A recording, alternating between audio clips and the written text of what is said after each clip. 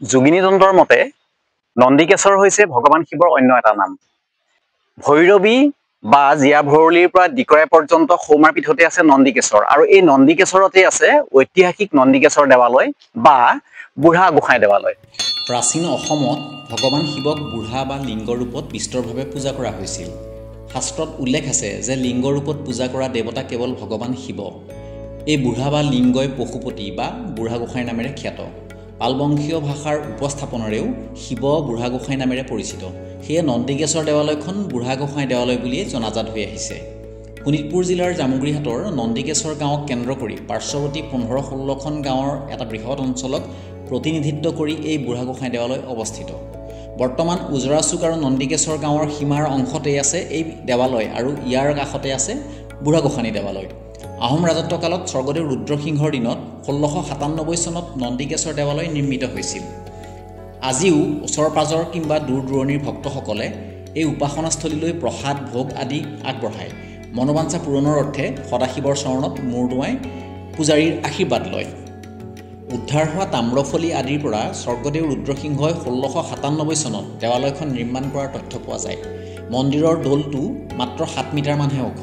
তলৰ 2 মিটাৰ কটা শিলেৰে গঠা আৰু বাকী ওপৰ অংশ ইটাৰে নিৰ্মিত। ইয়াত সিঁচৰিত হৈ থকা ভাস্কৰ্য খচিত শিলবোৰ চাই খ্ৰীষ্টীয় 9ম-10ম শতিকাতে ইয়াত এটা ধুনীয়া শৈল্য মন্দিৰ আছিল বুলি একাংশ বুৰঞ্জীবিদে ক'ব খোজে।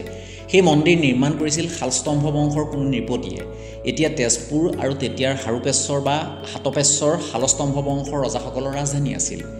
650 পৰা 990 চনলৈ 300ৰো অধিক বছৰ শাসন কৰা এই বংশৰ ৰজাসকলে ৰাজ্যখনৰ ঠায়ে ঠায়ে কিছু শৈল্য মন্দিৰ নিৰ্মাণ কৰিছিল। নন্দিকেশ্বৰো তেনে এক শৈল্য মন্দিৰ বুলি কোৱা হয়।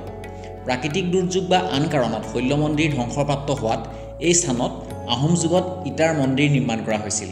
নন্দিকেশ্বৰ মন্দিৰৰ তলৰ অংশত শিল আৰু ওপৰৰ অংশত ইটা থকা কথাটোৱে সেই সত্যকে প্ৰতিপন্ন কৰে।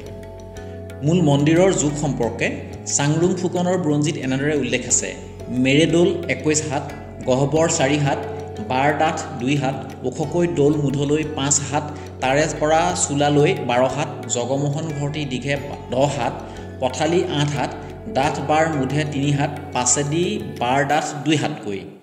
1723 চনত স্বৰ্গদেউ শিৱসিংহই গণক ভৰালী বৰুৱা আৰু গোৱাল বৰুৱাৰ হতুৱাই নন্দিকেশ্বৰৰ পুৰণি আহিলাপাতিবোৰ ভঙাই নতুনকৈ গঢ়ি পূৰ্বৰ পুৰোহিত বাগীশৰ পুত্ৰ ৰঘুনন্দন বিদ্যানিবাসৰ হাতত অৰ্পণ কৰে। শৈৱপীঠখনৰ মূল বিগ্ৰহটো পাতকুঁৱা সদৃশ এটা গহ্বৰ।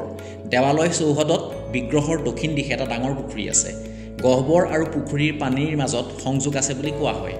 এসময়ত দৌলৰ ভিতৰত ফুটুকা ফুটুকি এক প্ৰকাৰ মজলীয়া বিধৰ বাদুলি উপস্থিতি দেখা পোৱা গৈছিল। সম্প্ৰতি সেই বাদুলি অৱশ্যে দেখিবলৈ পোৱা নাযায়। জগমোহন ঘৰটো বৰ্তমান নাই। 1897 চনত ভূঁইকঁপে দেৱালয়ৰ বহু ক্ষতিসাধন কৰে। অৱশ্যে মূল মন্দিৰৰ গাতে লগাই পূবা পশ্চিমাকৈ পৰৱৰ্তী সময়ত এটি নামঘৰ সজা হৈছে। এই প্ৰাচীন শৈৱপীঠখনি 1978 চনত অসম চৰকাৰৰ পুৰাতত্ত্ব বিভাগৰ অধীনলৈ যায়। সম্প্ৰতি জামুগুৰিহাটৰ অঞ্চলত থিয় দি থকা ৰজাদিনীয়া মঠ মন্দিৰৰ ভিতৰত নন্দিকেশ্বৰ মন্দিৰটোহে একমাত্ৰ অৱশেষ কীৰ্তিচিহ্ন বুলি কোৱা হয়।